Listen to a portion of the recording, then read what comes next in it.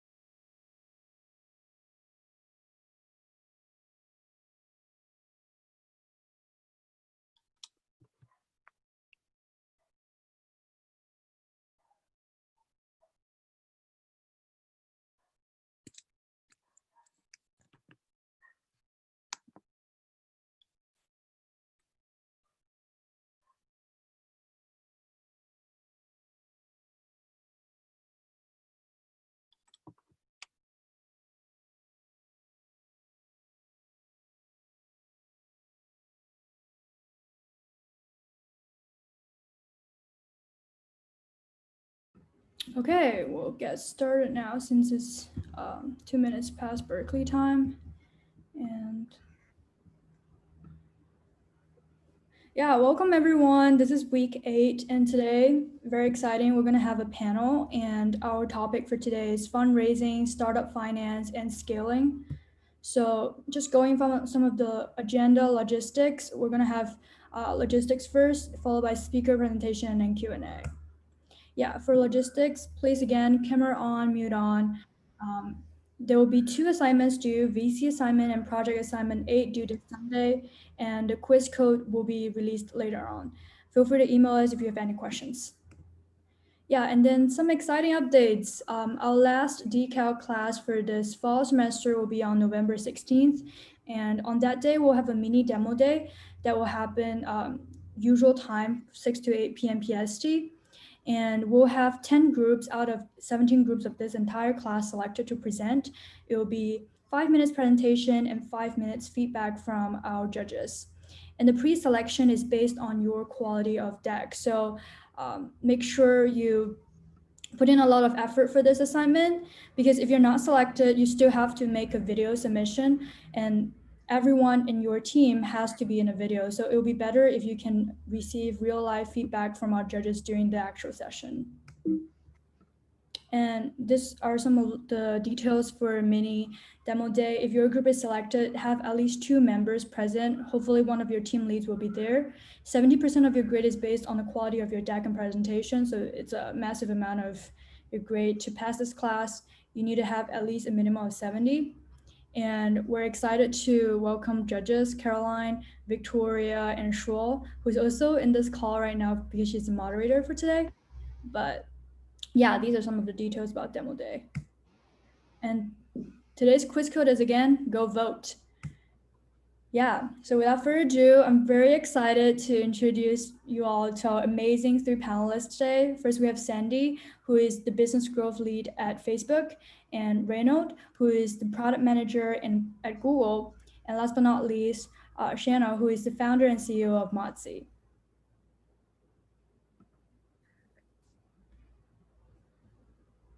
Thank you very much, and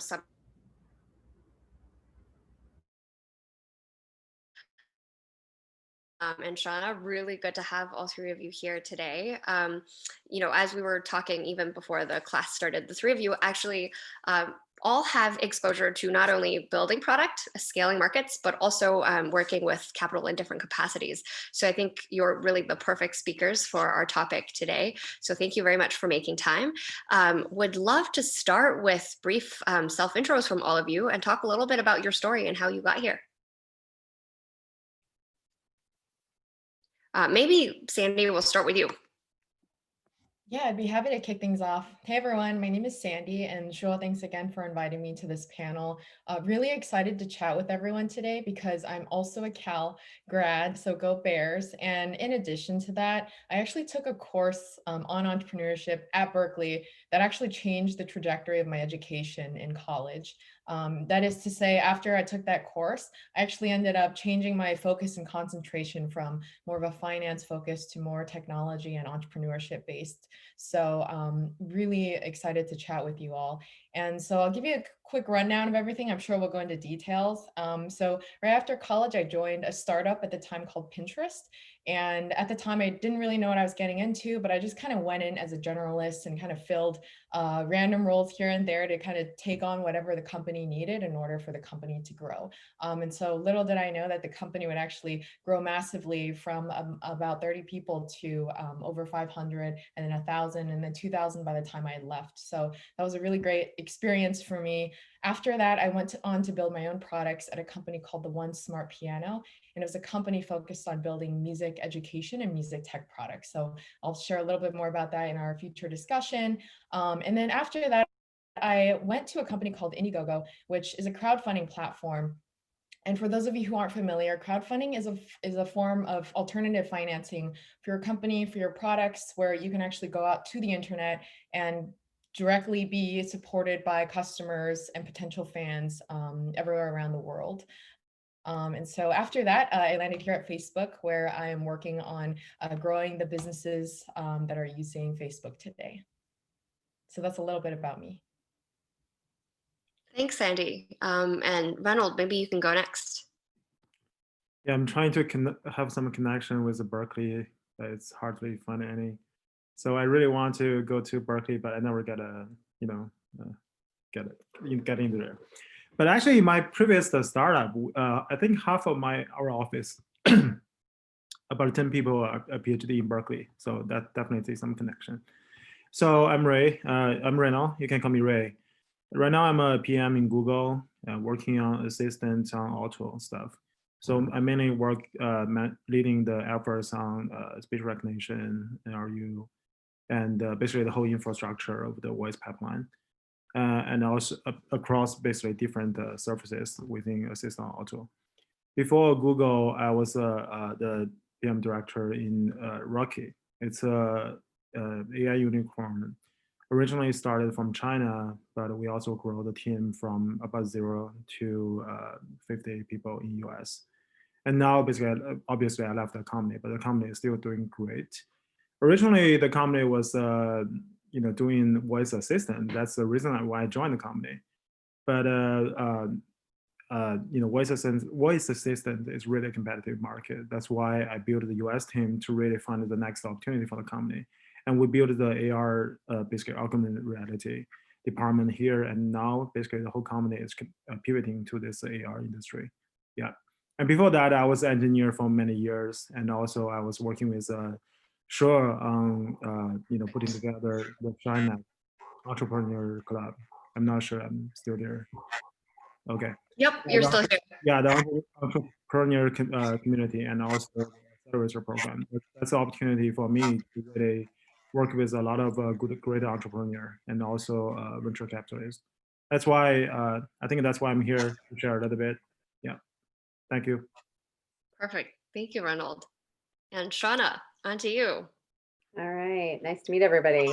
I work at a slightly smaller company than Facebook and Google.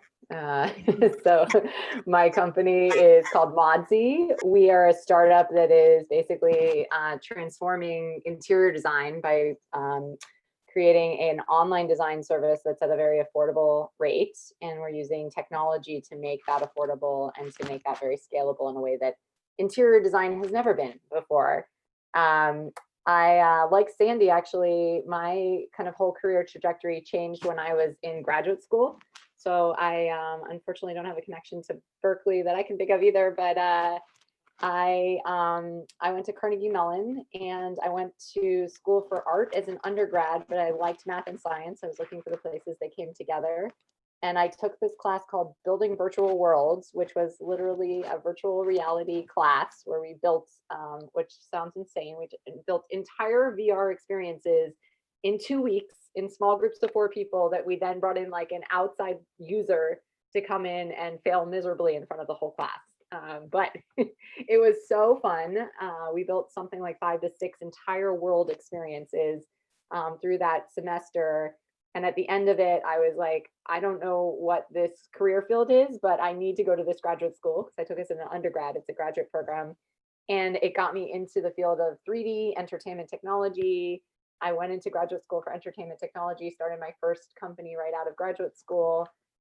Also not like, I don't have any background in business or entrepreneurship. So I started it very blind.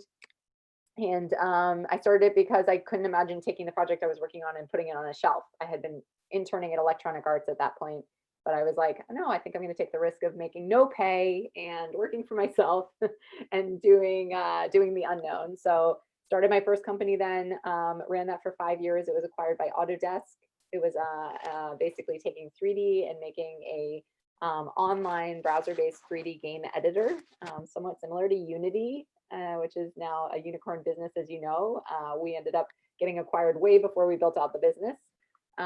Went there, led the product line for cloud and transformation to cloud for Autodesk, and then left there thinking I'd start another company, but got swooped up at Google Ventures. So I actually got to sit on the other side of the table, invest in startups, work at a behemoth for a little while, and then realized when I was moving into a home with my husband here in San Francisco that it's really hard to design a house and buy furniture, and 3D and design has always been my passion. And so as I had the experience, I thought there must be a better way and had this vision for Modsy. And here I am 5.5 years later, off to the races. And we've built a fast growing startup that is giving a lot of money back to Facebook and Google as we advertise for our customers. Less so this year. But anyway, fast growing, really fun. We've raised about 80 million to date, and the company's doing really well, and it's been a crazy journey. Amazing. Thank you all. A common thread in the stories that all three of you have shared is that there were quite a few unexpected turns in career choices where you didn't necessarily start knowing that you were going to be in tech and entrepreneurship. Maybe we could start by talking a little bit about what excites you the most. What got you to come in the first place, and then since you've been involved in startups, building in different capacities, what were some of the things that you wish you knew back then? Maybe we'll go in the reverse order this time around. So, Shauna, we can start with you. All right. So what got me into it, and then what do I wish I knew? Yep. Well, what got me into it, I think definitely just like following kind of my passion, right? So I discovered VR, as I mentioned, went to graduate school for it, started working on a project. That project had enough like interest and legs that I was like, I just can't imagine putting it down. So it was not intentional. It was much more just sort of like following the opportunities as they opened up. And I think what's kept me here all this time is I love creativity. I love creating what doesn't exist. And I love working with people with different backgrounds. Like I truly love that place where like art and science meet, and trying to build something that is like right at the tipping point of both. What I wish I had known back when I was first getting started, one is that I think I took it all too seriously. I wish I had just given myself a break. Like it all worked out fine, but I think the level of stress right at the beginning, before I knew that I was going to go and start a company, thinking like, oh my God, I need to get a job before I even knew I was going to start it. And I stressed about that for like 6 months. And then I didn't even like need to have spent an hour searching because I ended up starting a business. And then when I started, it was very stressful. Fundraising was very stressful. Like learning was very stressful, but you have to learn. Like you have to make mistakes, and it has to be really hard. And like it's okay to make mistakes, and it's gonna point you in a direction. So I wish I had given myself a little more permission to like chill out. I was very, very stressed when I was younger. I think that's super practical. And Reynolds, what about you? I think I will share 2 examples. So actually, when I first graduated from NYU in 2009, my master's degree, I was working on, if we call it a startup or a small business, basically, I think why I started that, it's kind of still a web development company, right? The reason I jump into that is that I work as a volunteer in the government agency. And I saw that it's kind of a small business bureau. So actually, a lot of small business, they don't know how to build a website. And also, it's a time in 2009, right? So it's a time that there's a trend that people go to internet, and so for those small businesses, it's so hard for them to really develop a website. That's why a lot of people talk to me, hey, we don't know how to build a website. Do you know how to do that? Do you have a reference kind of thing? I was like, hey, I'm an engineer, so I can develop that.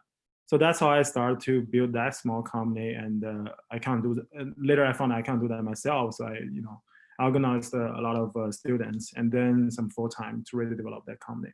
Basically, TLDR is that there's a needs and I can do that. It's kind of, why not, right?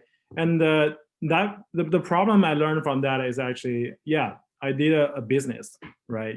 But I don't know how to scale. So I really wish that I will know that how to do a fundraising and scale, let's scale that small business to a more, scalable business opportunity. So that's why actually I worked on that project for about a year. I kind of stopped that project. Yeah. And the second one is actually how I joined my previous startup. Actually, I was not the founder, right? And actually, I was the first employee in US for my area. The reason I joined that is that I was a really early adopter of the voice assistant, the Amazon Echo. I really love that. I started to develop some skills on that, and also I was like, I think there's a lot of opportunity this can bring to the whole house, and also to this whole internet trend. That's why I started to write down some business product idea. I even sent some email to the forum of the Amazon Echo. I didn't get too much feedback. I was kind of frustrated. And when I know the founder of the Rocky, he always came to me like, hey, why can't we build this together? And then we know each other for about a year and we talk about different product idea. And I was like, yeah, let's just do it. That's how I joined the company. I think the passion, and that you believe there's a future of this thing. There's a user needs, and it's kind of why should I build this? Yeah. And Reynold, I remember when we met years back that you were talking about how you would always buy the newest hardware coming out so you could test to see from the product side what you liked, what you didn't, and really try to experience it. Yeah, I buy a lot of tech gadgets. They're all in my garage. Yeah. What a good excuse to buy a bunch of new tech products. And Sandy, on to you. Cool. So how I got into all of this, I think for me, number one reason is I was just so shocked and blown away by how much of a meritocracy it is to be in tech and in entrepreneurship compared to the other paths that I was pursuing in college. And so I think the stark contrast for me, I had done a lot of internships in consulting and accounting and finance, and in any situation where I was asked to think about the next 5 to 10 years, I was always told there was this set path of like analyst to associate to manager to senior manager to director to partner, and there was always a certain number of years attached to that. And so when I started to interact more with guest speakers in my entrepreneurship class, and also with these startups that I started interning with, I realized that there is no set path for you, and you can really kind of choose and do what excites you the most. And so in thinking back on that, I think sort of the advice I would give to myself back then would be not to rush to pick a path and to really explore as many different types of roles as possible. And so I think in that, there's kind of this feeling like, oh, what if I come out of college, or what if I walk away without a concrete skill set? I know for me, that was a worry. Like, I'm not particularly great at, say a software engineer in a particular coding language, or I'm not a statistician or a mathematician when I come out with a degree.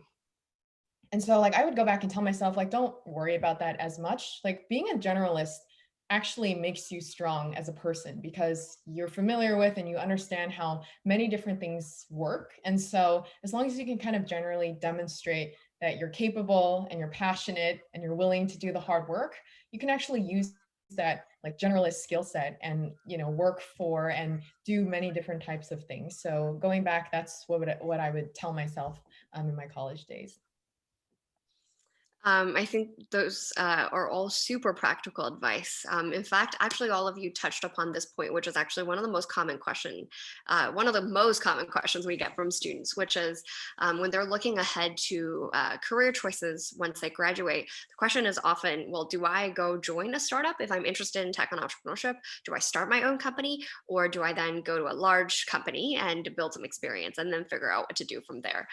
So all of you have experience at either well, actually both at a large company as well as building product, whether on your own or bringing a new product to a completely new geographic region, which is almost like running your own startup within that region.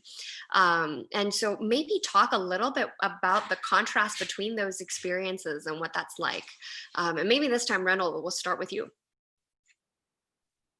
So, so your question is whether to start a startup yourself, or you join a startup, or join a big company, right? Your thoughts on how to make those choices and how it was like for you. So the context is right after graduation. It could be with more experience as well, because, for example, Shauna started working at a large company and she then started running her own companies, whereas in your case and in Sandy's case, both of you were on the startup side and then now work at one of the largest tech companies. So, how you think about the transition or how you made the decision. I see. Sure. I think it really depends on the personality, right? And also each individual's condition. So let's say use my own example. So right, actually use my intern's example.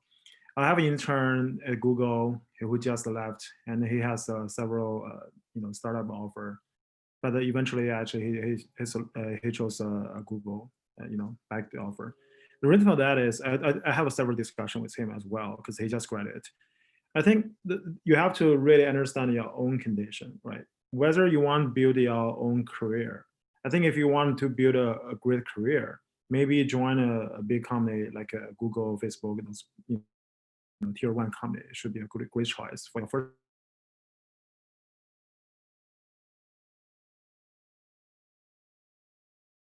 I think Reynold froze for a sec there, but he will likely come back.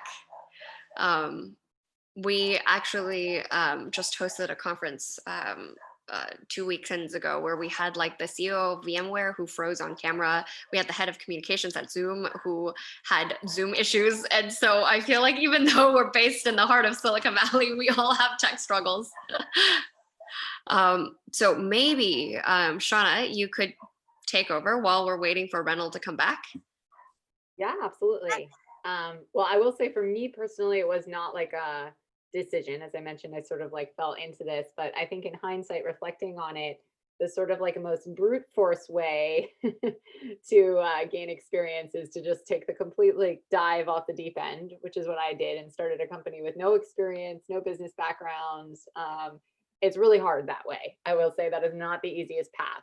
I think the benefit that I imagine for me if I had gone a different path is the fearlessness.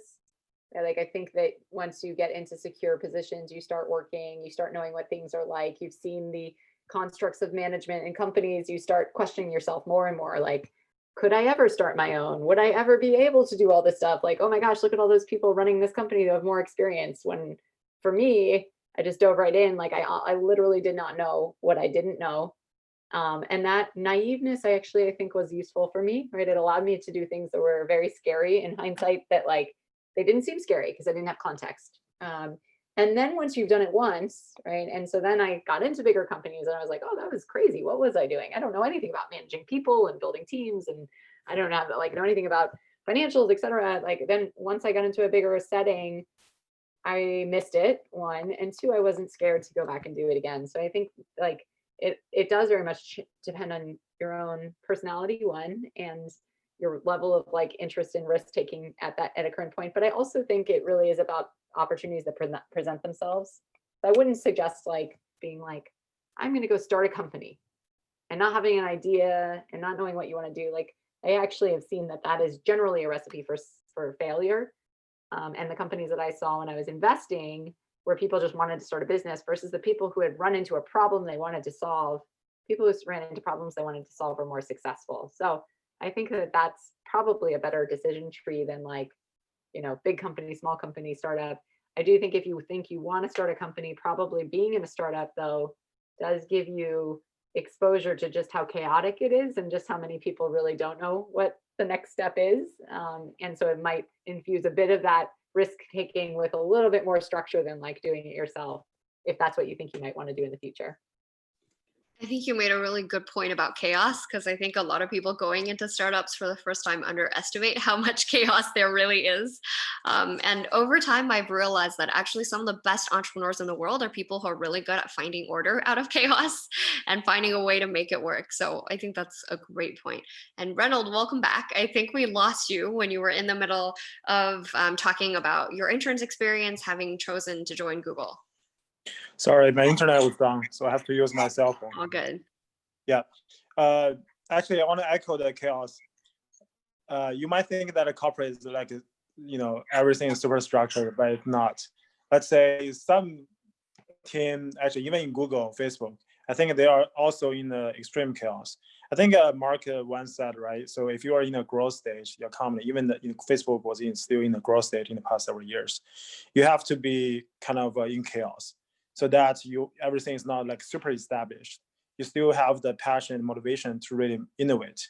I think that's also pretty critical for the internet company, comparing to the traditional world. So go back to my original story.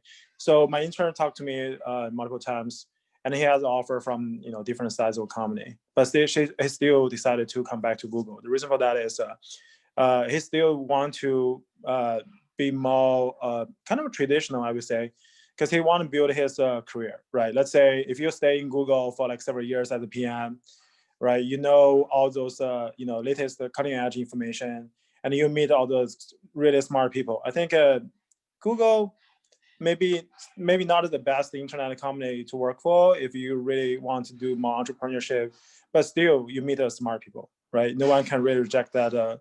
They have the best people, right? So if that's the case, actually, if you don't have enough alumni network, right, you might use that experience as well to meet your early co-founders, right? And also a lot of Google alumni, they are great investor in the market already, right? So I think that's a great opportunity for those kind of people. But if you really want to, innovate something, definitely don't come to the big company, right? You don't have that opportunity, right? You don't have that kind of environment. So if you really know that you want to build something right after college, definitely start your own startup. I don't even recommend that if you can get some fundraising, if you can get some money, do innovate yourself, do rest your own company instead of join a startup. That's my case. Yeah. And Sandy, what's your perspective? So for me, I think that when I was thinking about that decision, and if I were to do that again, I would optimize for two things. I think there are many things to consider, but I would shortly list these two. The first one I think would be learning. And I think this is going to echo what Reynold and Chana have already covered very much, which is when you're thrown into that situation of either a large corporation and trying to make sense of that chaos, or a small company, or your own thing, there's just so much learning that happens as you're doing your job and as you're trying to figure out how to solve the problems that are presented to you. And so the question for yourself would be like, which of those problems do I want to solve? And what do I learn from doing that? And then how do I take that experience and use that for future goals of mine or ambitions of mine? So, when I joined Pinterest at the time, I saw that it was a team that really was an opportunity for me to learn so much, because there's just a lot of things to do. I found the business like genuinely interesting. And so I just really wanted to learn that space. And I think paired with that would be the second factor that I would optimize for, which would be the people that you're going to be working with. Whether it's a startup or a corporation, or you're doing your own thing, like there's going to be people involved in that. And so if it's your own startup, like who's the team that you're going to be working with to get things up and running? And I would say if you just graduated and you found a really, really great team and partners that you trust, like that'll actually make your life a lot easier. And it's just going to make that journey for you a lot more compelling and much more valuable. And I think the same for joining any startup out there or corporation. Like figure out who the manager of that team will be and who is it that you're going to be working most closely with, because that person will like either keep you in that experience for many, many years, or just sort of like, scar you and kind of make you want to go do something else even after a short time has elapsed. So I really think that those are two things I would optimize for. And I also think that at the stage where you're graduating and figuring out the first thing that you want to do, I just really think there's like no way to make a mistake, because like whether or not the startup is successful or you like didn't like your corporate job, whatever it is, like you're going to get so much learnings out of that. And you're going to realize like, oh, this is not the path I wanted to take, or like, I love this so much that I want to take it even further from here. So I think for me, like there's no wrong path to take after graduating. I think that's a great way to think about it, to optimize for people and also for learning. We did briefly talk about really surrounding yourself with brilliant minded people.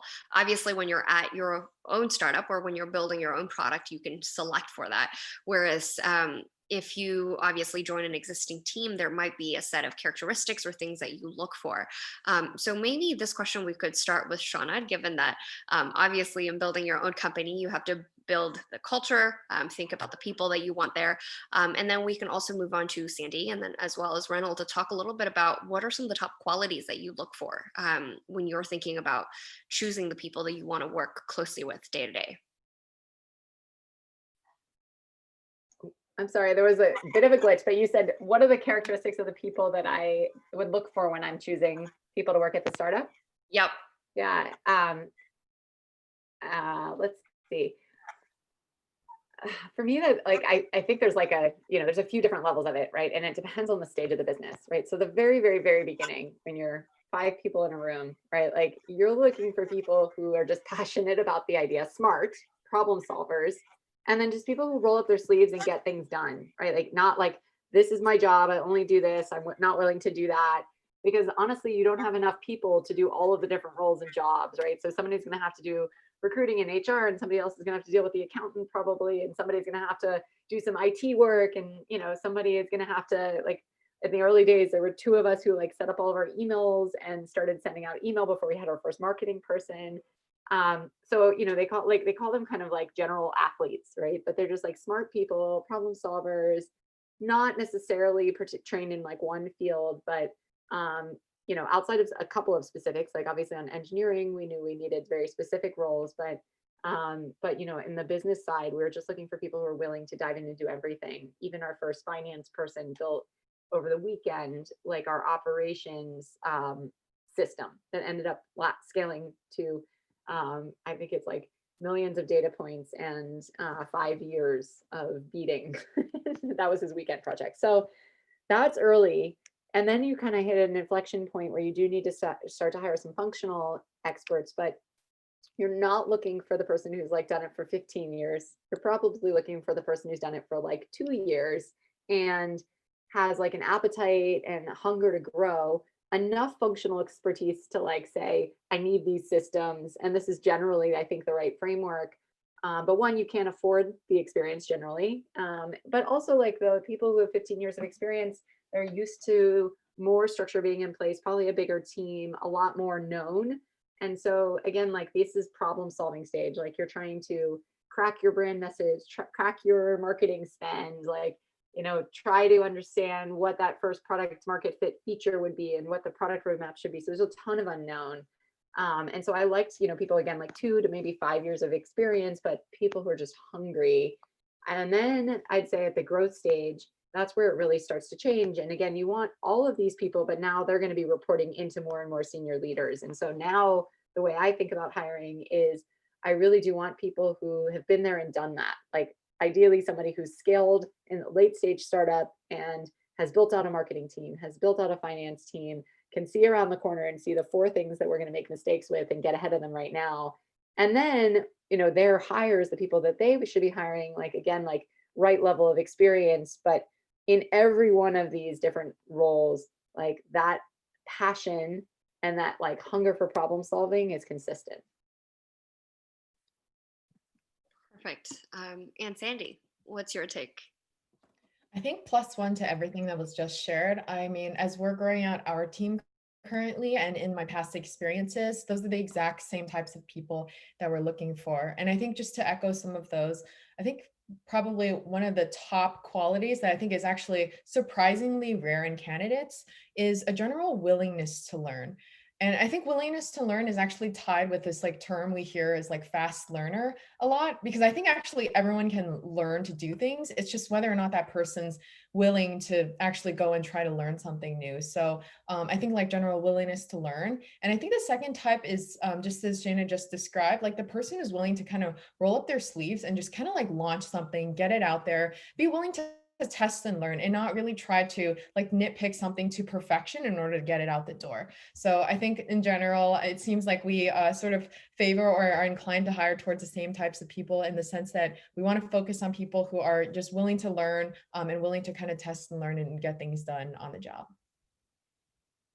Awesome. And Reynold, your thoughts on this? I think they already talk about everything. Just want to echo the learning part, right? I think the CEO of Microsoft once said, "Don't be a know-it-all, be the learn-it-all," right? So I think that's actually really critical, especially if you are in this innovation era, right? So right now we're in the internet era that you have to innovate or you die, kind of thing. So I think that's like super important. One thing I will add it as in the startup world is that we want every, especially early teammates should be really scrappy, right? Because when we build the AR devices in my previous company, we really have to, do all the scrappy things that you can ever think about it. So, prototype, the first prototype we show in CES that in the Wired and a lot of magazine covered. Actually, that prototype we just built in our lab ourselves. It's really, prototype we built handy. So I think early startup you have to be like super scrappy. That's why a lot of we in the early time we were trying to hire some people from Google and Facebook and some other bigger company. They really can't fit our culture. That's definitely the challenge. Again, so different stage startups, you need different people for sure. Yeah. And this actually leads to one of the most common other questions that we get, which is what it just always seems like a little bit of a mystery how someone finds their co-founder or someone they're willing to work with. Because before you find that person, it's always kind of a shot in the dark. You're not really sure how that works. So maybe each of you can talk a little bit about how you stumbled across kind of the right people to work with, especially in your previous startup role. And then in Shauna's case, obviously her co-founder right now. So maybe Reynold, we'll start with you. I know a lot of bad lessons for sure from my friend startup. And for myself, I also had some bad experience as well. One of my early startup co-founder left because he was doing some art show in Europe. He decided to pursue a different path. So I think if I have to choose a founder, I definitely find something that I trust and know for quite some time. I know their personality, their passion. I know that they won't drop, along the way. And also, I definitely want someone who's smarter than me and who can, be super independent, drive everything himself, so that we can just own different part of the company. I think that's really critical to me. And Sandy, please. Yeah, I think this is a really interesting question. And I think when you think about that encounter with the startup, whether you're like reading a book or you hear about another founder's story, it's always this serendipitous encounter with that person and they sort of like magically click. And for me, I think my experience is in like whether it's finding the startup team that I worked with or meeting the people that I'm working with now or whatever company it is I'm joining, that encounter is like serendipitous because I increase my chances of meeting more people. And you increase your chances of meeting more people just by really putting yourself out there and like taking those like coffee chats or like conversations or joining those groups or even like helping out in panels like this one where you don't like expect to get something out of it necessarily, but you just connect with people as a result of just being out there and being willing to help and talk to others. So I think in the case, for me of meeting the startup that I had joined, while I was at Pinterest, I was really open to kind of evangelizing the Pinterest brand and helping people really learn more about the company and the story. So I always hosted like parties of people who wanted to just kind of take an office tour. And when someone came and like had a bunch of questions, I always volunteered to be that person who explained what the company did. And on one of those encounters, there was a group of, like CEOs or founders who came in to learn more about the company's inner workings. And so I volunteered there. I met that person and I was ultimately able to join that team. And I think the same happened for my experience at Indiegogo, where there was a director at Indiegogo and wanted to meet my startup to learn more about how we could, get our product launched through crowdfunding. And at the time, I didn't think crowdfunding was a suitable financing avenue for our company. But I thought, let me learn more about this. This person seems genuinely interested in my business. I met up with that person, we really hit it off, and that person I ended up working with for another 3 years at Indiegogo thereafter. So I just really think that, joining events and just participating in these networking groups and all of these offline activities, I think is really beneficial and increases your chances of having that serendipitous encounter, so to speak. I love how you put it as increasing the probability of serendipity. I'm sure everyone here can raise their hands more and put themselves out there more. I'm sure Thomas and Summer would love any additional help as well.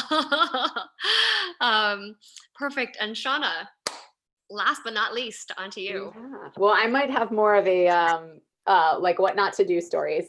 So my very first startup, I did not really have a co-founder, but I thought I had co-founders in that the advisor who was working on our project when I was in graduate school, and what we were doing was game-based training for emergency responders when we first started, a leader in the fire department in New York City. These were the two people that, like, when I started the company, they're like, we're your co-founders. And I quickly, within the first year, realized this is why you don't have people become your co-founders who don't actually work for you or with you, but actually have full-time jobs somewhere else and are spending a small percentage of their time with you. That's actually an advisor. But not knowing anything, like literally nothing about startups, reading it from books and attending a class while I was starting a company, I didn't know that when I started out. And everything from the sort of amount of time and work, equity, like we set it up all wrong. We had to go and clean it all up later, which was very painful. They were both very good advisors, but they were not my co-founders. And I think, at the point 9 months in where I was like heads down, working my butt off, trying to get everything to work, stressed out, trying to raise money, and they sent me one email a day, I was like, this is not a fair partnership, right? So don't do that. That's my first advice. The second company, I was much more intentional. So with Modsy, I also have a failure story. But I think the way I went about finding my co-founder was right. I think the amount of time I spent sort of like working and really vetting that we were in the right situation together was not. So that, sort of echoing what you guys have said already, but I knew sort of what my idea was. I knew that I wanted to find a technical co-founder who had graphics experience specifically, who could work on the component that was really important for what we were doing, which is ingesting the photo data and turning that into a 3D model, which we had been working on at Autodesk. And so the first thing I did, and I was working at Google at the time, and actually one of the people who had been at Autodesk had moved over to Google, and I was like, hey, I have this idea, can I take you to lunch? And he was like, hey, I have some other graphics buddies who have all like come here, like we all went to school together, know each other from the graphics community. So I went to this lunch with 4 of them, and at the end of that lunch, and they like kind of gave me feedback and we talked about the idea, one of the guys said, hey, my wife might be a really good person for you to meet because she is a graphics PhD. And so he introduced me, we talked, and then like very quickly, I think we got introduced or we were going to get introduced, and then I ran into him a second time and I was like, hey, can you make that introduction? I remember it was Thanksgiving of 2014, and then we came back from Thanksgiving, and so between December and basically like mid-January, that was like the amount of time that I got to know her, and she was very, very perfect, kind of like on paper, and we had a great time at the beginning. But what we didn't spend a lot of time doing that I would recommend for others is really understanding her level of risk tolerance. And I'm not sure she had even fully explored that.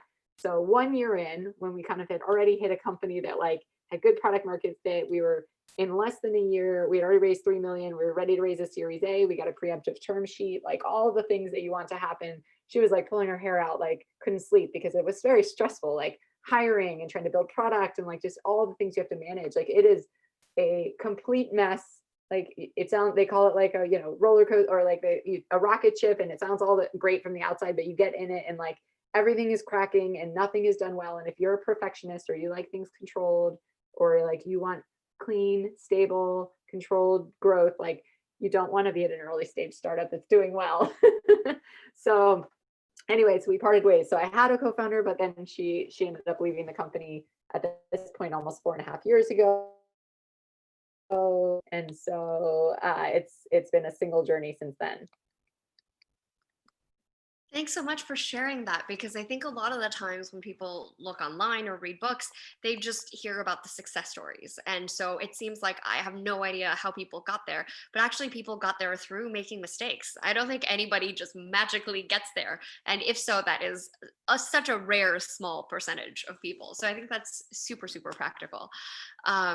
So I think given that everyone knows all of your background experiences a lot better, we'd love to move into the meat of the topic today, which is really about balancing between product and capital. So would love to hear your thoughts on how do you think about, you know, raising a ton of money upfront and then building with that versus being as scrappy as possible, building as much of the product as possible, and raising at a later point in time. Given all of you have experience with, obviously Sandy with crowdfunding, and then Shauna with venture, and then also Reynold working through building a product that obviously became a unicorn with a lot of funding. So maybe Sandy, we can start with you. Yeah, that's a really great question. And I think a question that's top of mind for pretty much anyone building a business, whether it's a brand new one or you're already at a later stage and you're just trying to figure out how to continue to grow. So while I have some experience on the startup side, I'm going to focus my answer and the experience I share more on the crowdfunding side, because I think it's sort of a unique angle. So again, with crowdfunding, as a person in the world, you can literally go to a crowdfunding website like Indiegogo, Kickstarter, GoFundMe, etc. You can fill out a bunch of information about what it is that you're offering, and then you can hit launch literally within like 5 minutes of filling out all of the information, right? So at that point, you have basically opened up your project and allowed anyone in the internet to donate or to fund your campaign so that you can take those funds and go build your business. And so even though you can do that with a lot of ease, there's actually a lot that goes behind the success or the failure of a company that chooses to crowdfund. So when you hear of crowdfunding, you might actually be familiar with some of the top-notch or like more popular success cases. Like for instance, Oculus, which is now owned by Facebook, raised about $2.5 million through crowdfunding. There's a company called Glowforge. They make a 3D printer that's consumer price friendly. And after they crowdfunded millions of dollars, they went on and raised $10 million through traditional venture capital. So there's a lot of ways for you to use crowdfunding as your first, as the first funds that you use to finance your operations and your initial product run. And so I think that even though you can crowdfund at any point in time, you really need to think about how ready you are to crowdfund, because the risks of crowdfunding are primarily execution related. So I would think about crowdfunding as sort of this like massive product go-to-market, company launch, brand launch, fundraising, product launch, plus after sales support on steroids, all at once within a 3 to 6 month time period. And if as a company, you don't have a team that's ready to answer the questions of all the people who are backing your campaign, you don't have, you know, a signed contract manufacturer who can produce your product, and you don't have a sense for how you're going to get all this done once you get your money, then even if you raise that money's not going to stay. You're going to burn through that cash very quickly, and you'll go back to all of your customers and fans who supported you and give them a disappointing message to say that, hey guys, I wasn't able to take that money that you gave me and turn this into a product and a company for you. So I think there's some parallels to venture capital there as well. It's just the time window is a little bit accelerated, and sort of the burst of you being able to address those customers and that product run and that execution in a short time period is really condensed. I think it's really good that we're able to cover crowdfunding as an option, because I think typically based in Silicon Valley, people just think that venture funding is the only way to go, and it's not necessarily a fit for all situation. So I think that's a really good perspective that you've shared, Sandy. Reynold, maybe on to you. Yeah, I think in the past several years, getting some angel investment is not very hard, especially you have a good background, right? Graduate from Berkeley, for example, right? So I think I know most of my friends who just graduated, I mean, early time, that they just graduated from a PhD or master from Berkeley, Stanford. They easily get like $1 million in angel investment when they don't really have anything, right?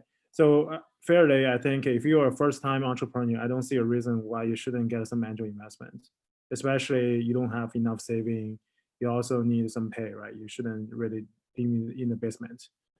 I think that's great so that you can get some early investment. I remember when I started my first startup, not a business in New York, we were kind of pitch in Broadway, actually, Lower Manhattan. There was basically, I was the only Chinese that were there in the stage. There were like 20 entrepreneurs from different country. It was so hard to get even money. So I bootstrapped my first and second company. It was tough. So now I think you get the opportunity to get some money. And if you are a first time entrepreneur, please do get some, right? Definitely save your stress. I think like Shana said, it's so you have so much stress. If you can get some money, definitely save your time, right? But if you are more of an experienced entrepreneur, I know a lot of friends, and they don't get too much money at the very beginning because you have to dilute your share, right? So you better use some friends' money or use your own money to bootstrap for a certain period. Even if you get a chance, go to the product market fit stage, and then raise money. Use my previous company as example, Rocket. We actually, our founder used his own money, like $2 million, like that, to start that company. Then we, after like 6 months, we raised about 10 million, something like that. And then we have the product, we have some product market fit, and mainly because of the, Amazon Echo is just so successful in US, so that a lot of investors just putting money on us. That's how we raised the next 20 million. Another time we raised about maybe 60 million, something like that. And so that's how we reach like the 1 billion valuation. But still, I think the reason they are putting money on us is that one, that there's a successful market success, right? Basically the Amazon Echo. They think we can copy the success in China. And also we have our own technology. We have a lot of PhD from all kinds of great university. We have the talents. So basically you have the opportunity and the talent. So they think we can grow fairly fast. That's the time we are trying to raise more money. Before we founded the product market fit, actually, even we don't want to call it right product fit. At least we think there was a product market fit. That's the money we really grow our company, which actually turned out to be a bad path because again, we didn't. I mean, that product market fit was not right. So we grow the company from like 80 people to about 500 people, right? With all those talents, they are super expensive. We have a huge runway, so that was definitely a big problem for us. That's why after that round, we found there was a problem. We reflect ourselves. We actually did a massive layoff in the US, in China as well. Then we still started to, what's the real opportunity? That's why the whole company pivoted to this AR industry. And right now we are doing okay. I mean, they are doing okay. I already left the company. Yeah. I think that's a really honest perspective to share, because I think people just hear success stories and they just assume everything always goes well. But there are also times when, you end up having the ability and opportunity to raise a lot of money, but it doesn't necessarily all go according to plan. It's not necessarily a straight line up. And I think another really good point that you made is thinking about, addressable market as well as, timing and opportunity. And then the last thing that I wanted to highlight is that I think the point that you made about being a minority founder, or say like if you are a female founder or if you're a minority founder, like it does impact, how easy you may be able to raise money. But I think also from your early days, hopefully that has shifted over time, that you have more investors. Yeah, I just want to add one last point. So actually, I was listening to the podcast, the Epic Game podcast. I think they also had a similar stage that they raised a lot of money from Tencent. They started to hiring a lot of people, right, investing on different products, different games, which turns out to be a failure, right? Then they start to focus again. So I think as a startup, it's really critical to be laser focused. Where is the real market, right? And just build the right product, and the right product will scale after that. Absolutely. And actually, even in YC, we see plenty of examples where you have two companies doing very similar things, basically in the same class of YC. And then you see one company being able to raise 10x more money than the other one. And then fast forward, 3 to 5 years, the company that was able to raise 10x more capital has died because they raised so much capital, they hired too many people, and they weren't able to focus. Whereas the company that was smaller is now rapidly growing and doing well. So I think you're absolutely spot on that. And Shauna, what is your take on this? Yeah, I mean, I think actually the points you just made are very much what I've experienced, like lived through twice. My first company, I think there's a sweet spot between probably my first company and then my current company that is the right answer. My first company, my advisor gave us a $10,000 loan, and then we got a client to basically pay us to do contracts. So we got $30,000 from that, and that supported us for the first, I want to say almost 8 months of the company, $40,000. And that, by the way, also delivering something for somebody else. So like, that's a really scrappy way to do it. And it did mean that it was hard to like get focused on the core thing we wanted to create. And I spent a ton of time fundraising. I also I was a first-time founder. I was a female founder. I was not in Silicon Valley. I had like every strike against me except for maybe a technical background like CMU. And so it was very hard to raise capital. For 5 years, I literally felt like we had 6 months of runway. And so it was, that's not ideal. It's really hard to focus. It's really hard to build. It's really, it's really hard to build a good company that way. And, we end up thankfully having a good exit, but in parallel, there was a company like Unity that was able to build and be much more successful. They also had a really hard beginning though. So, they suffered through a bankruptcy and like 10 years. So maybe I also just didn't go long enough on that first one, ran out of steam. But the second company, so, much like you were describing, I was at that point had been a founder previously with an exit and then an investor. So now, that kind of profile, people are like, great, we should give you money, right? And so I went to go raise a seed round, and, it was immediately what I thought was going to be 1 or 1.5 became 3 million. That's not a good thing, actually. So what you find then is you're constantly chasing your like presumed valuation. Like that's basically, it was like a raise. There was one pace ahead of us, right? And so it doesn't matter how smart we are. And we were actually pretty focused in that I had like a good product market vision.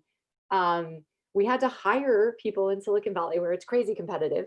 It took us 8 months to hire our first engineer outside of my co-founder. Maybe more like 5 months, but it was like a long haul, and we wanted really specialized people. And it takes a long time to build something. Like it's going to take you a year to a year and a half to like build something that is actually like usable, and to go through the user research and the development, like all the things. And especially if it's more complex, like maybe a website, you can get up faster. But so it took us a long time to get this thing built. And by the time, you're going to spend a certain amount of money, somebody gives you 3 million, you're going to hire 10 people or 15 people. You're not going to hire 3 people and say like, oh, I need this to last 3 years. Plus now you have the pressure of all your investors checking in, being like, how's it going? When's your next raise, right? And then we got preempted with our next round. So they gave us $8 million, right? So we were like trying to catch up with like the revenue and, the valuation and the stage where you'd expect a company to be at the point that we were from a raise and from a valuation standpoint, all the way through probably like thankfully it wasn't like one big correction. We've like continued to raise capital and raise it up around, but I'd say like the B and the C, they started to kind of like normalize things for us. And I finally feel at this point that we've sort of caught up to about where we should be. But in those early days, like that's again, weird additional pressure. And then, I will say like you get a lot of money thrown at you, you're gonna bloat your team. You're going to spend more than you need to. You are going to take up just those extra couple of projects that you didn't need.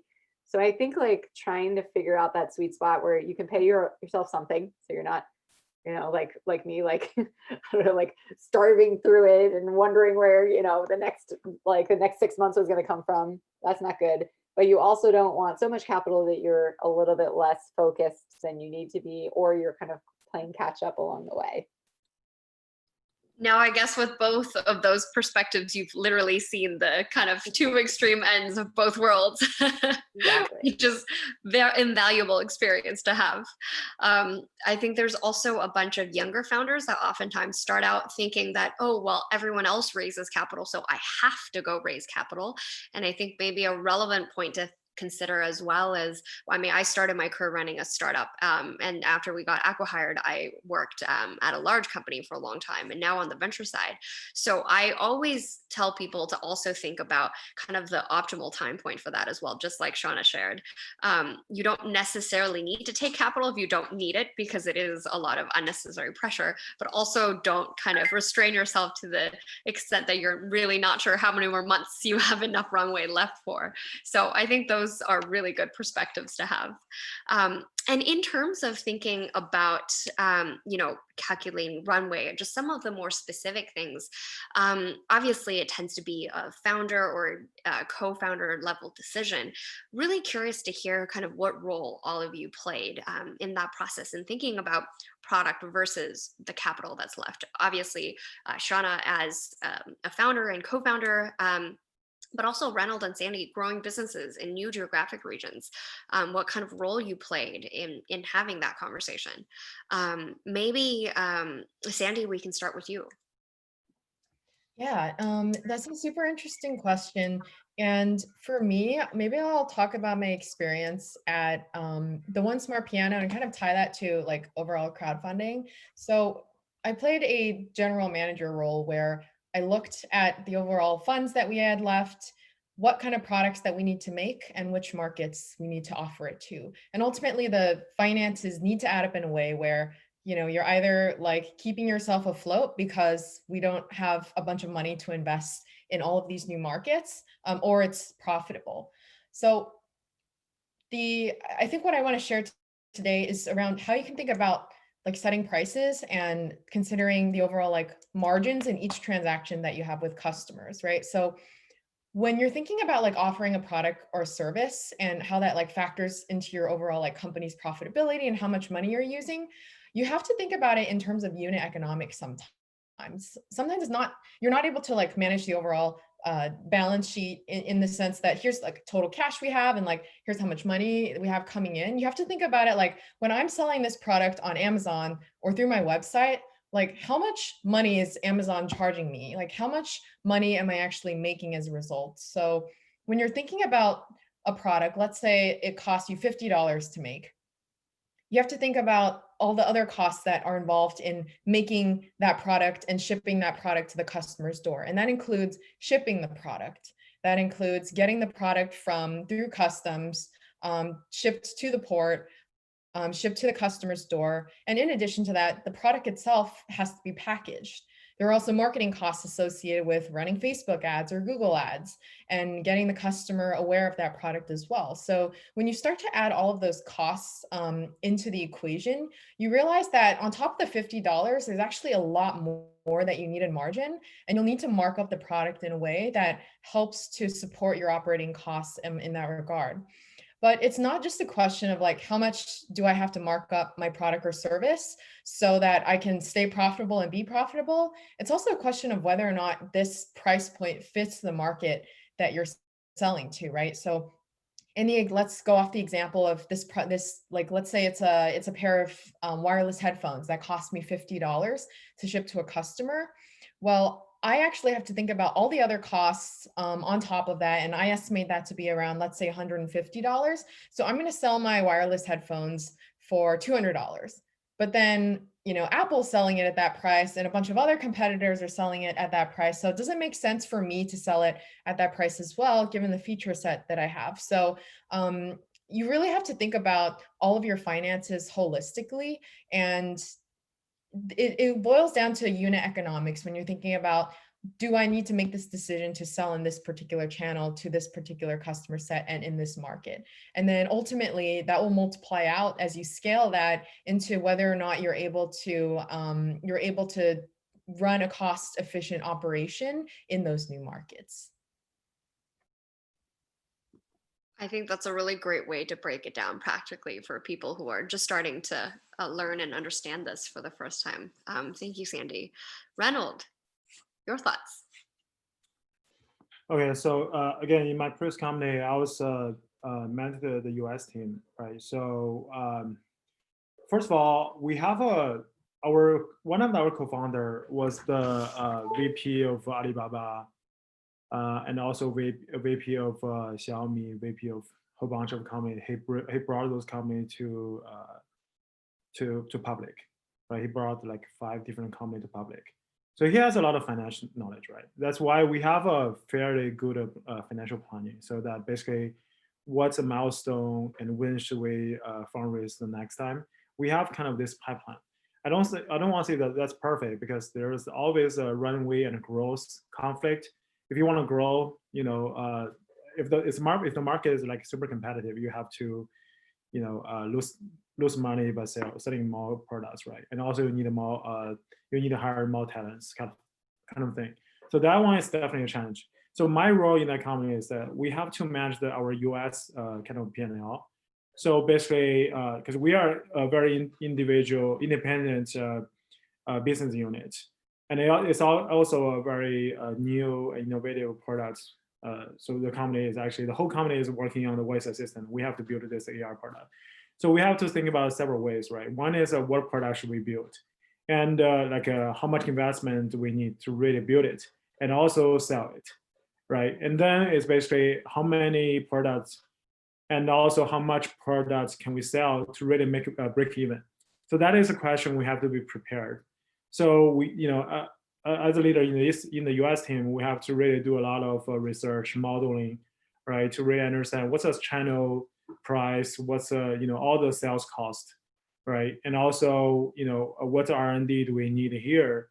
Is there a possibility we can outsource in certain the development in the Asian country, or maybe we can outsource those development work in our own company, the China team, right? We will give some money to them, some investment to them, so they can do this for us for a cheaper price, all kind of stuff, right? And after that, basically, we have a kind of P&L.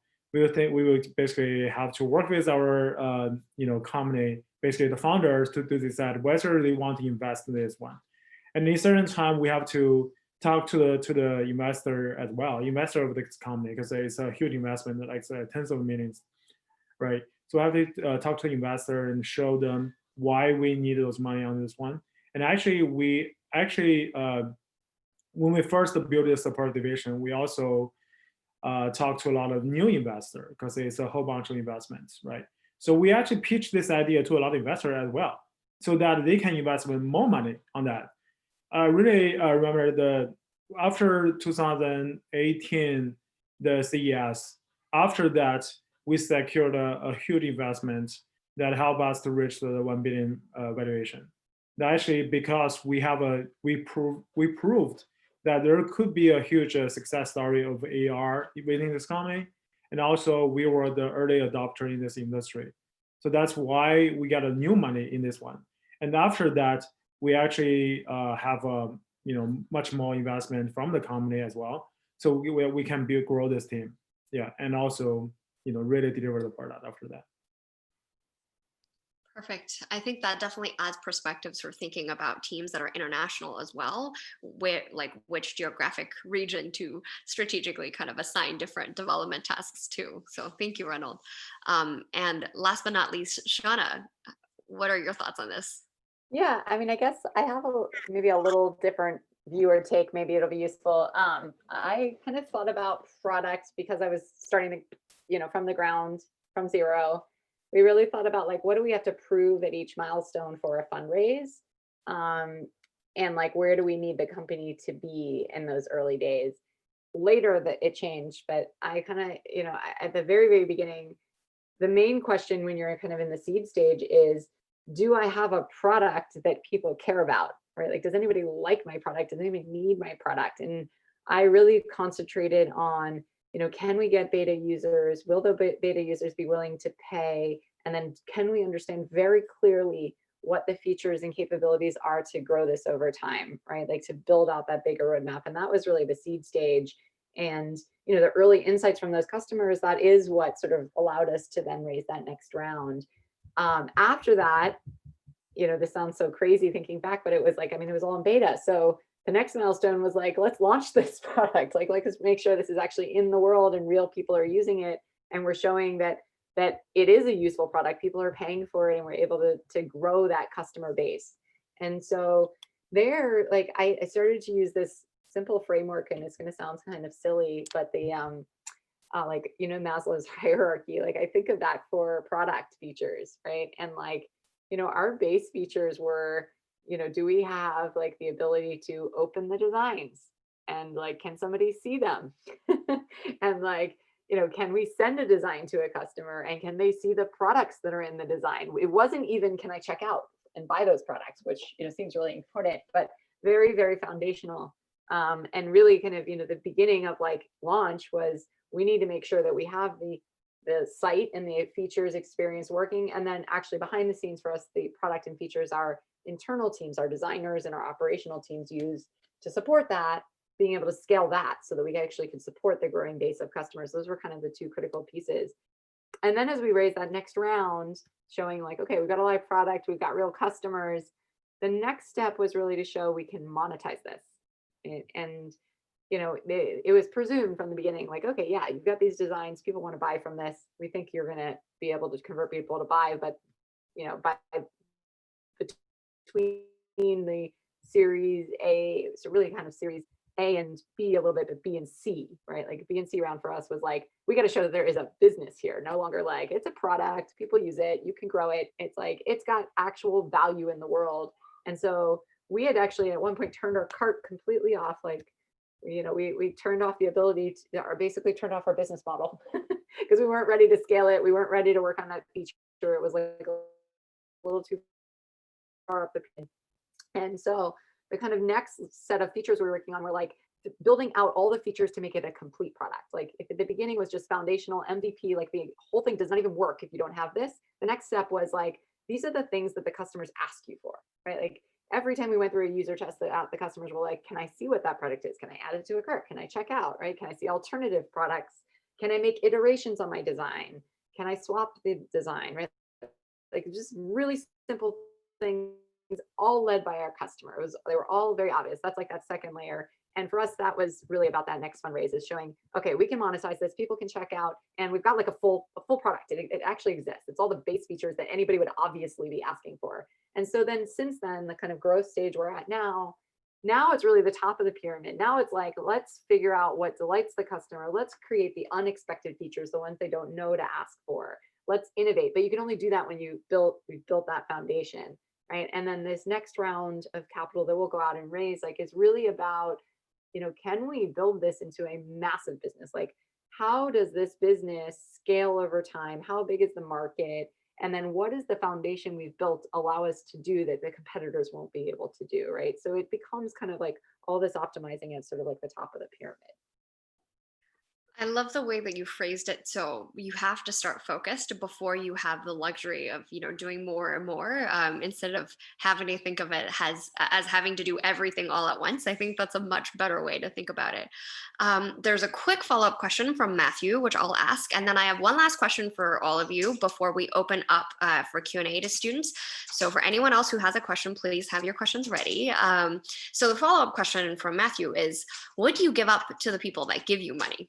And maybe also a relevant thing is, do you get anything else in return other than money? Maybe, Shauna, we'll start with you. Yeah, so what you give up is going to be somewhat dependent on really like your leverage in the negotiation, right? And so, we've talked about being first-time founder versus a second-time founder, having experience, no experience, right? So there's kind of market norms for each of the rounds. But then within that, there's like a wide range, right? Like you can say, I'm going to raise my seed round. I'm going to do it with a note, and I'm going to set a cap that's $40 million, right? Because you're like Elon Musk, right? He wouldn't even do that. He'd be like, a price round that's already at $1 billion. But the normal way to be doing it is like you're probably going to be somewhere in a couple $1 million range to $5 million range, right? But then you might be me in Pittsburgh, no experience, nobody believes in you, right? Like you're raising $100,000 on a $800,000 value. I don't know, probably lower, probably was higher than that, but 800,000, right? So like the market and your leverage and your experience is all going to factor into it. And then that valuation is how much you're giving up, right? They're buying a piece of your company that is essentially the equation, right? That is how much capital is in and how much your company is worth. So you're going to at each round give up a piece of the business. When you're start out of the gates really high, like we talked about, you've raised like $10 million, and then you don't quite hit the milestones, you might have a flat round, and then you're giving up a lot more. But what you're hoping to do is raise at sort of a steady rate of increasing valuations, such that with each round, the amount of ownership an investor can buy gets smaller and smaller, right? So your dilution is minimal as you raise additional capital, but that's all based on like your ability to execute and the leverage that you have along the way. Outside of capital, good investors are good board members. They're not great operators.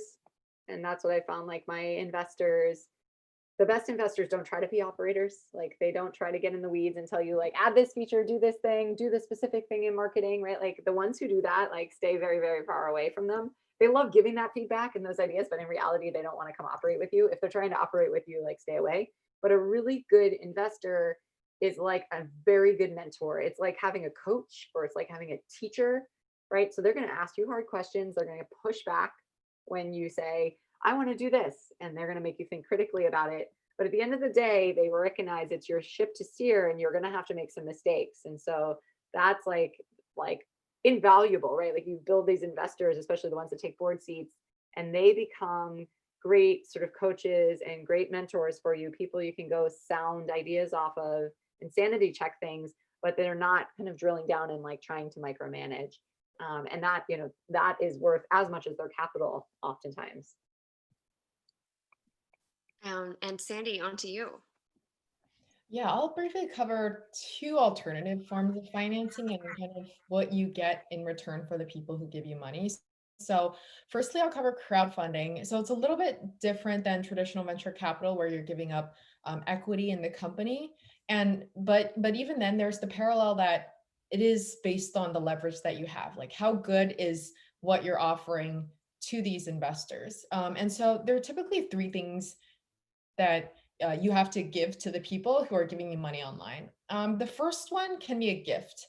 And this is sort of like a novel gift to reward this person for being an early supporter, early adopter. And this can be as simple as a t-shirt or a mug, or like printing their name on your website and thanking them for being a supporter in your company. And this is a very common tactic that's used by crowdfunding companies. The second one is equivalent to what is known as a pre-order. So you're basically saying, as a customer, like I'm giving you this company this sum of money right now, and in exchange you will promise me to deliver your early version of the product, kind of like when you're pre-ordering a Model S or a Model 3 from Tesla. You don't get the product for a really long period of time, but you're giving Tesla that money so that they can go and actually produce the product and then deliver it to you. So that's the second thing that you can give to the you can give to the people that give you money. And then the third one is just generally like massive incentives and discounts. So again, like similar to the pre-order example. So in exchange for you giving me money now, I'm going to give you a tremendous discount on what this service or product could be worth down the line. And that's valuable to you because you like this product or you like this service. So that kind of covers crowdfunding. And then in my experience at the One Smart Piano, something really interesting for us was that we actually had some non-traditional investors, non-institutional investors. And these actually came in the form of people who are influential in the music space.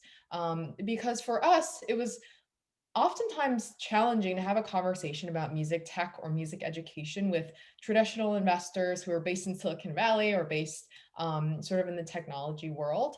And so we partnered with music celebrities who wanted to be exclusive brand endorsers for us, so that we wouldn't be allowed to, say, work with another celebrity down the line. And I thought that was very interesting. And in exchange, they would fund our company and provide us with capital to undertake marketing campaigns or other types of operations. So I thought that was a kind of alternative, kind of funky example to share as well. I think that's a good example to consider because people typically just think about capital and giving up equity or control, but it's a really good thing to keep in mind. And last but not least, Reynold. But my daughter just came back. So I think what they shared are already great examples. Normally,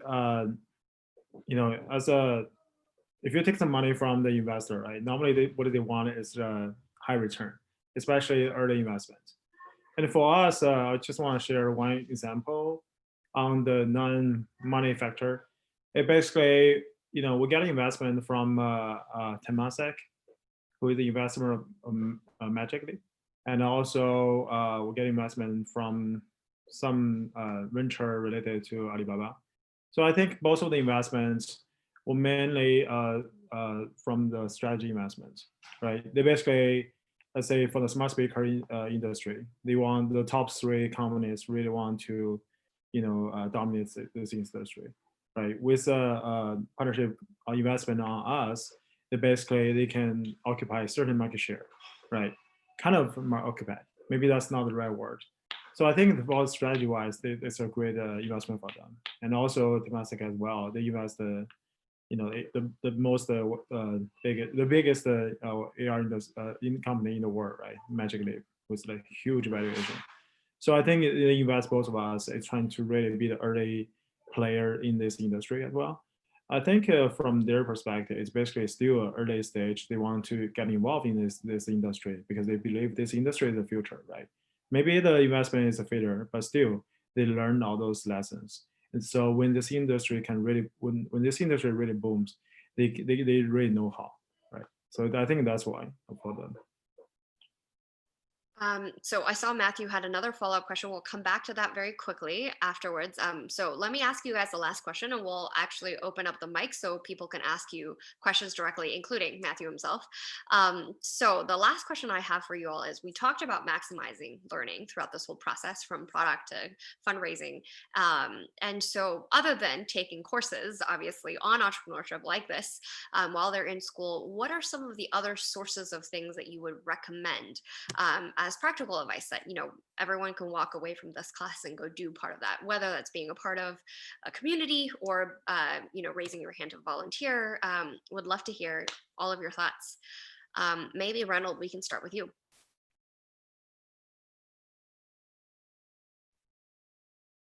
Hold on, my voice is wrong. Can you hear me? Yes. Okay, I think I want to echo what Sandy said, right? So networking is definitely critical. So especially in your early career, make sure I'm still online. Okay. So especially in your early career, I think it's like critical for you to really do, whatever networking you can do, right? To know more people, to learn from them, and also build a networking for your late success, right? It doesn't matter if you are really trying to find a job in a big company, or you are really trying to find a founder. Again, I still want to emphasize that in my philosophy, I still think you should found a company with someone that you know for a while. It'd be best if you work with this guy or lady for quite some time. So you know that not only the personal relationship, you know that you can work together. It's actually totally different, right? So again, networking as much as you can is definitely critical. And maybe your early investor is also something that right, from the networking events. And also, I think all of us know that early startup, the hardest thing that to find your first customer, right? First 1 or 2 customer, right? The networking also builds some foundation for that as well. Perfect. And Shauna. I guess I only have two recommendations. When I was starting my first company, I read The Art of Start. I don't know if that is a book that people here are generally familiar with, Guy Kawasaki, but it's like an old school. But I literally, like, while I was starting the company, was reading it, and I found it to be extremely helpful. It's just a simple framework. And then recently, I actually listened to it on Audible twice, is The Hard Thing About Hard Things. And I have found that to be so relieving to hear, but also it has, like, the second section is such specific tactical recommendations. So if I was going to recommend do only two things, it's like read both of those or listen to both of those books. Perfect. Both of those books, I believe, are on the syllabus of recommend reading. So if anyone hasn't gotten to it, you should. And last but not least, Sandy, please. Yeah, on that, I'll add to the book recommendations. I really was inspired by Thinking Fast and Slow by Daniel Kahneman, which for a quick kind of like overview of what that looks like, we basically have two systems of thinking. We have this intuitive, like, gut response, like when you are, let's say you want to figure out whether you want to invest in a stock and you're like, oh, I feel good about this one. But there's like all these other factors playing into that gut response. And then we have this slower meditative, like, reasoning that's kind of similar to more of a scientific method that's guided by research and validations. And the difference between your gut response and that would be you actually looking into the company's, like, recent news, really digging into their financials and really understanding, like, is this a good investment opportunity? And so you can imagine that like gut response versus that, like, meditative, like, well-researched response is actually going to look quite different. And I think I took a lot away from that book because I oftentimes have a good feeling about things, and I really should kind of like take the time to process and understand why do I feel that way, and kind of break it down. So could be kind of an interesting one as you're, like, deciding, like, what job to pursue or other key decisions you're making in life as well. And then the other one, Give and Take by Adam Grant, which kind of plays into this, like, idea of, like, networking, but also just really networking for the purpose of, like, helping others, or, you know, being there to provide as well. So, like, the book covers whether or not you are a taker, a giver, or a matcher. And a matcher would be someone who, like, gives something in order to take something. And so I think Adam Grant does a really great job outlining a lot of examples of people who are successful because of the fact that they're just thinking about giving and helping others purely for the sake of doing so. So I think that's a really great book. And then I think the other piece of advice, or sort of learning to maximize learning here, would actually be to find a mentor if you don't already have one. I found a ton of great mentors at Berkeley, both professors that I worked with as well as other classmates of mine. And I think mentors are really great, especially if you have an established trusted relationship with them, to provide you feedback and to just ask them questions about, you know, ideas that are going through your mind, and honestly to trust them to give you their perspective on whether or not what you're thinking about doing is good or bad. Because oftentimes you ask your friends, especially your close friends, and your friends are inclined oftentimes to validate your decision and say, oh, that's a great idea. But I think mentors are really great to kind of, like, take a step back and really help you think through this entire situation, and give you both sides of the problem that you're facing. And that is the perfect note to open a Q&A on. You have three wonderful mentors to answer all of your questions here. So feel free to unmute yourself and then turn on your video and briefly introduce yourself and ask away. Maybe we'll have Matthew start first because he had a follow-up question. Yeah, can you guys hear me? Yeah. So my question is, like, it doesn't crowdfunding, after, like, hearing what you guys were saying about it, seem like a really good option, just because you're not giving up anything? Like, can't you do it simultaneously as well? Like, you can just get crowdfunding at any point, right? I can kick off a response to that question. I think crowdfunding is a really great option. I think one of the challenges with crowdfunding is that it is quite limited in terms of the types of products and services that can be offered to customers.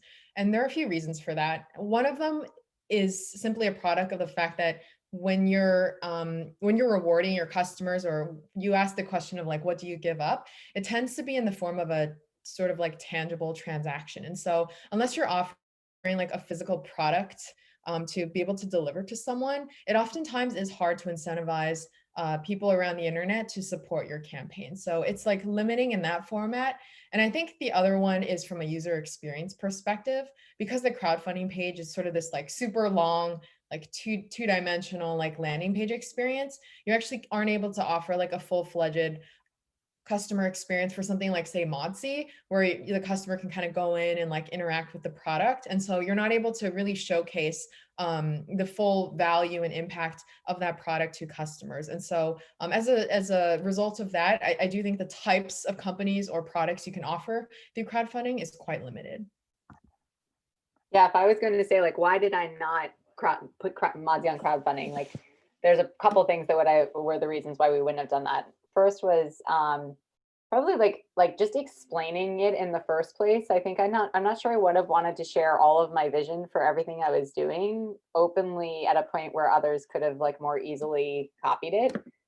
Which I think that the description of like what I was thinking in order for people to fund me versus like some other random site, I would have had to go to a layer of depth that probably would have talked about some of like the 3D tools and technology that I was planning to build. To the timeline, like I was not sure how much R&D would be required. And so I wasn't sure whether it would take us 6 months, a year and a half, 2 years to develop like what I thought we needed as a technology baseline. And I think that would have been very disappointing to customers that maybe I promised a product or service by a certain timeline. The other piece is that if they were essentially prepaying, right, which maybe, there's models where you prepay plus or something, but if they're just prepaying, we actually have cost to deliver our service. And actually part of our entire development model was to start out by not making money, to charge a certain fee, and to know that our cost was higher, to then bring our cost in line, and then to build a margin in. And that happened over progressive years.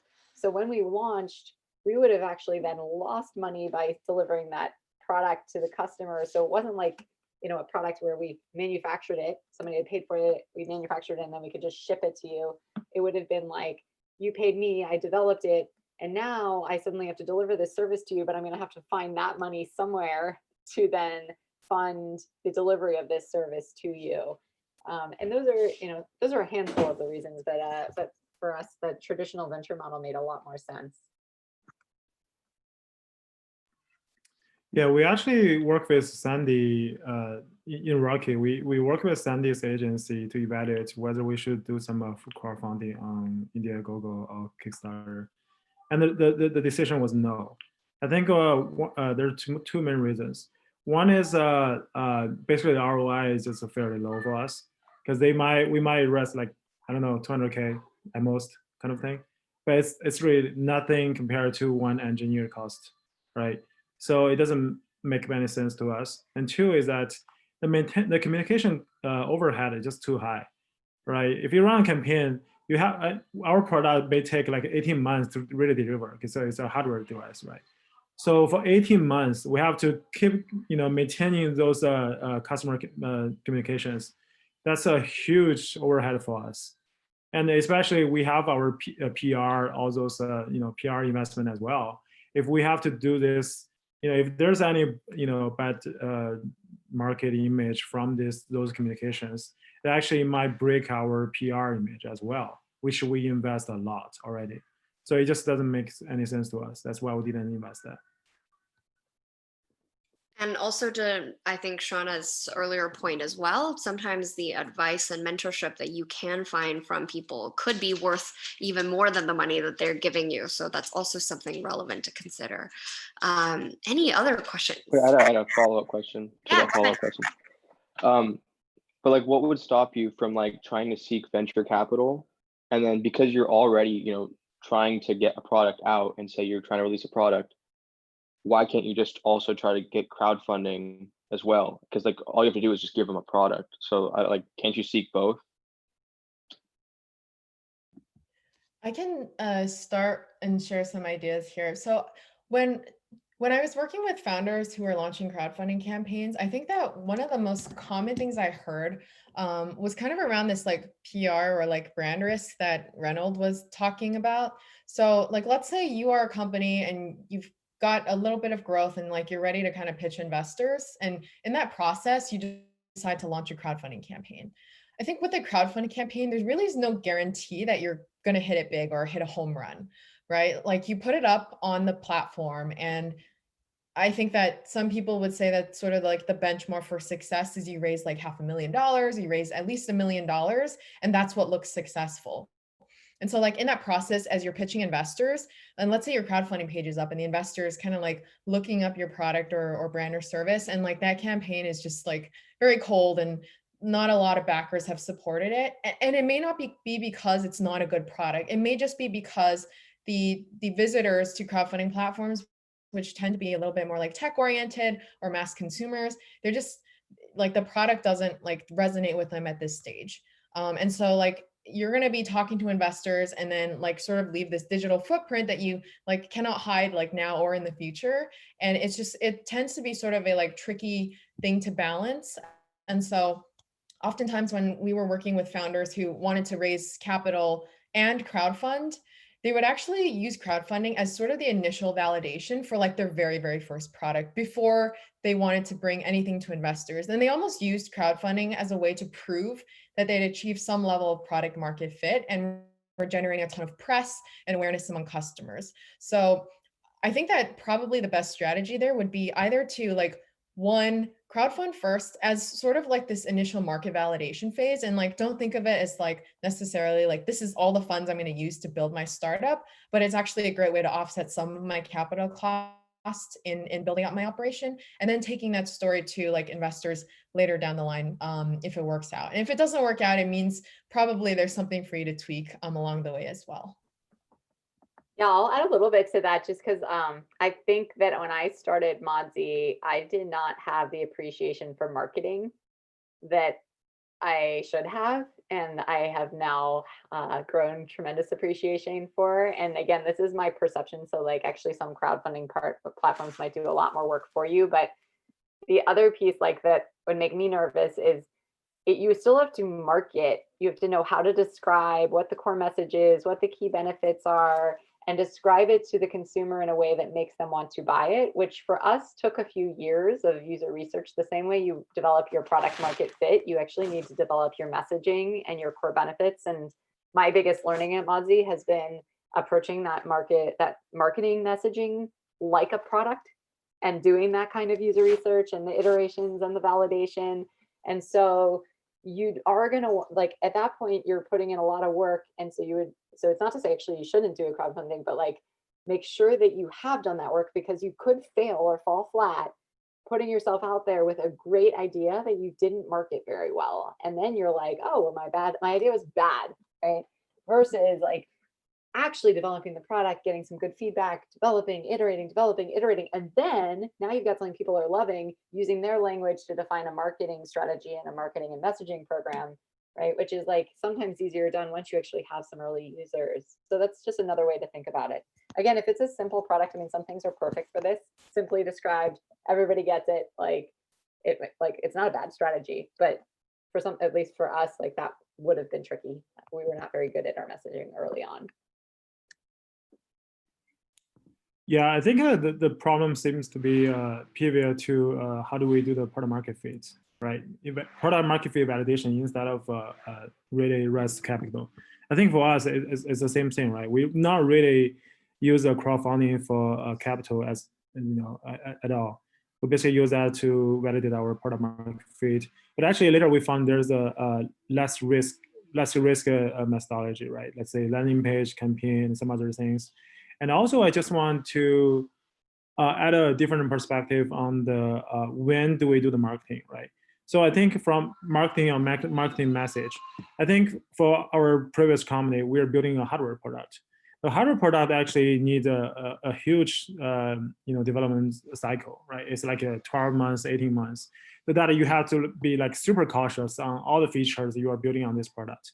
That's why when I build the product, we basically have to think about where our customer is, and also, we think about what the PR statement is before we even define the product concept, right? After we have, during this whole defining the PR statement, defining all the feature stage, and then we basically start to invest on any product development. But again, that's a hardware, so it's kind of different. Yeah. And maybe one last thing to add, I think we talked about the perspective of like a direct to consumer company, but we also have businesses that are directly selling to businesses, right? So in that case, being on a crowdfunding campaign doesn't necessarily prove product market fit because you're essentially trying to sell, for example, software to companies or sell services to companies, whereas companies wouldn't be directly funding you on crowdfunding. So something to keep in mind, the difference between 2C and 2B as well. Perfect.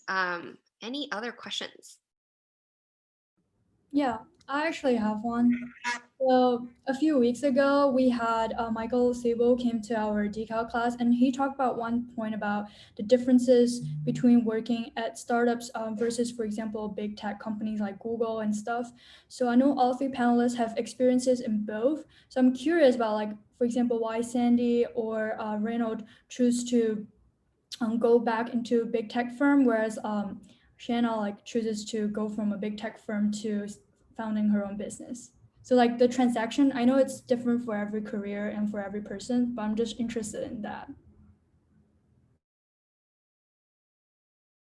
Okay, I can go first. I have a newborn daughter, and that's why I joined, Google, which has the best ever work-life balance. Yeah, I mean, when I was working in my previous startup, actually I travel about like 200 days a year kind of thing, all around the world. It's really killing me, and also my family doesn't feel comfortable with that. So when I have a newborn, I decided, okay, I should change my lifestyle. So I think I talked about the same thing in last time. Especially, I think whether you don't really consider a startup is like a really fancy thing, right?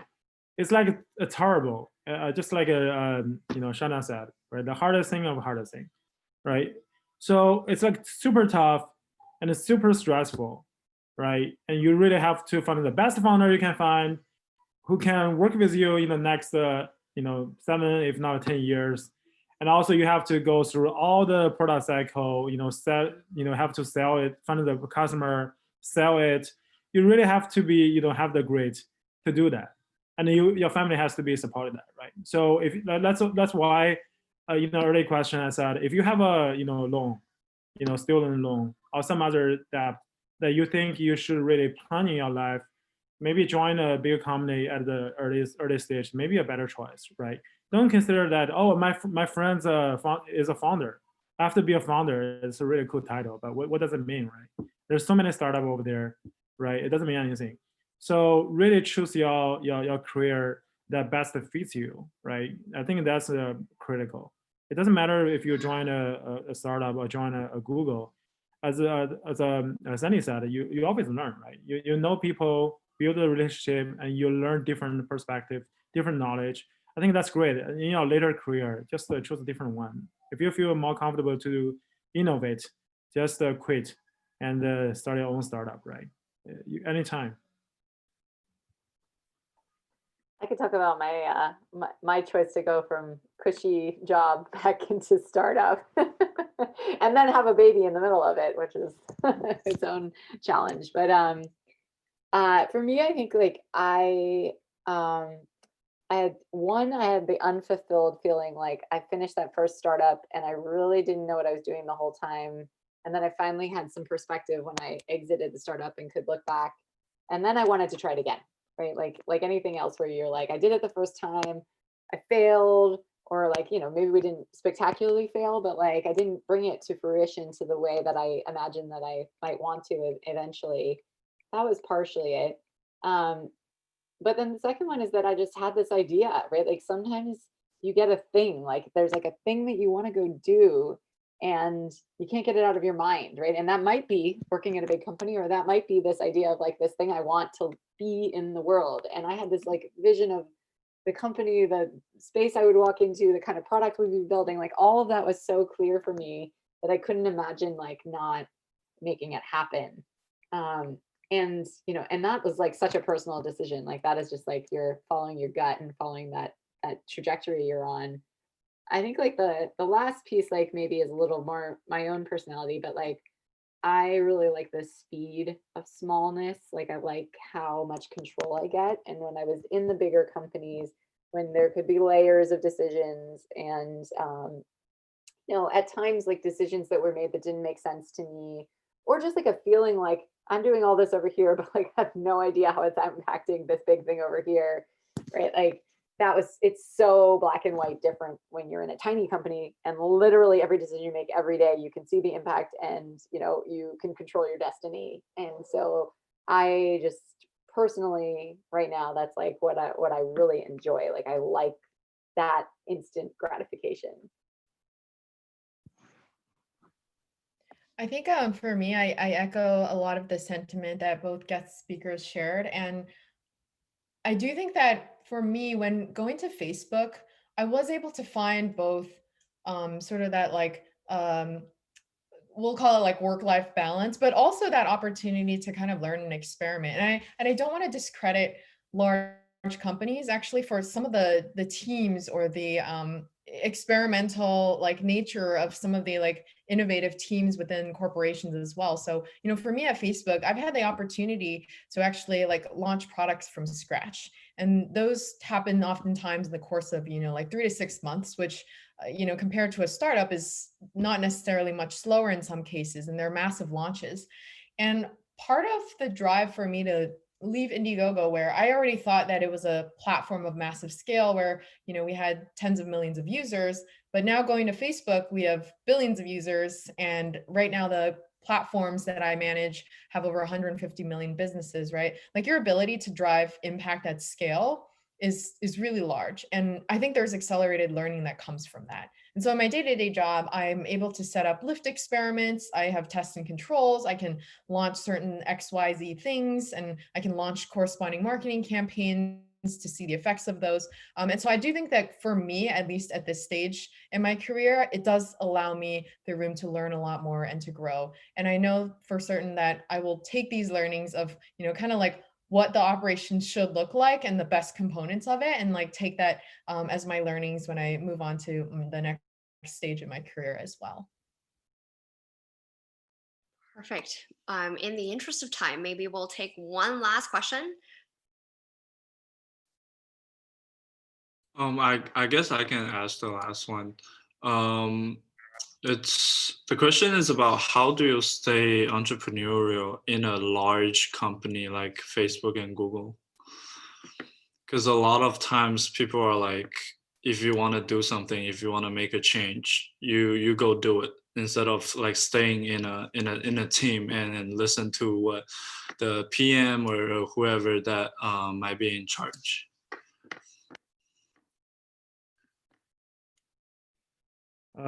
I'm a PM in Google, but I'm not in charge. So I think in general, people has a perception that working in a corporate, everything is like super structured, like was said just before, right? But it's really not. It really depends on each team. I think the biggest limitation is like you have so many layers. If you want to do some a big investment, right? If you want to totally build a new product, you might see a lot of challenge, right? Because you need to get a resource, entry resource, any UX design you want to be, you get any UX design resource, you have to really go through so-called intake form, right? Intake process, work with your PGM, work with the UX lead and tell them, hey, what's going on? And use a whole bunch of one-on-one to really tell everyone your story. And if they buy in, you write down all the documents and have some lease review meetings, and if not a surface review meeting or VP review meeting, if you really need some head count, right? So after all those exercises, maybe 6 months already passed. That's how kind of most of innovation happens. But I think there's still some opportunity there, right? So let's say assistant, I'm working assistant. There's some program that it's kind of a startup program kind of thing, right? They call it incubation program. So you can still build some innovation ideas over there. It's still quite hard But overall, you still have this kind of a platform that let you to do certain moonshot opportunity within those programs if you are interested, right? And another thing, the bad thing of the working in the corporate is like, just using one example, we are doing this 2021 planning, right? We are talking about some features that we know that we definitely need, and the user really need it. And the process like this. So, okay, we have like 10 features we want to build in 2021. 2 of them are super critical, but we don't know if a user really need it right now. And also that need a whole bunch of end resource. And we talk about the same thing in the past 2-3 years. And it's like, hey, we already talked about those things in the last 2 years. Should we build this in 2021? We were like, maybe not. Let's talk about next year. That's how it works, right? So we know user need it, but there's other priority, so that we have to build this year after year, year after year.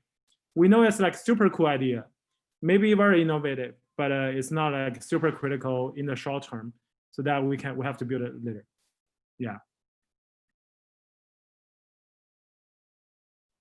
Sandy or Shauna, anything else to add? I don't think that my big company experience is as relevant. Perfect. Well, oh yeah, go ahead. I think Reynolds hit the nail on the head. Just like one of the biggest challenges to get through in being innovative in a large company is just sort of like the layers and the processes that actually were created to make things easier for people, but just sort of somehow like get in the way, in the sense that you have to, there's always sort of like a queue at each level of that approval process, right? Even though, again, like it was designed so that people could know where to go and get things approved in a timely manner, but it holds things up. And so your like lead time to like get the resource, to make the plan, to put the thing on the roadmap, to actually like get it started working on, just becomes increasingly long. And so that's sort of the frustration with innovation in a large company like Facebook.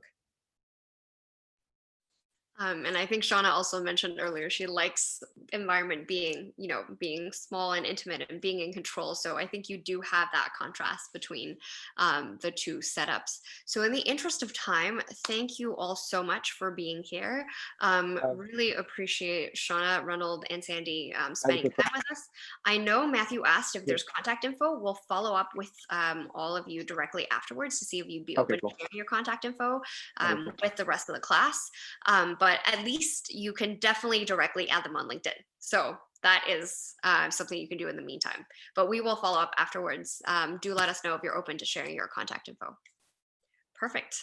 With that, thank you all so much for being here on a Monday evening. Thank you. Thanks for hosting. Thank you. Nice meeting everybody. Bye-bye. Absolutely. Take care.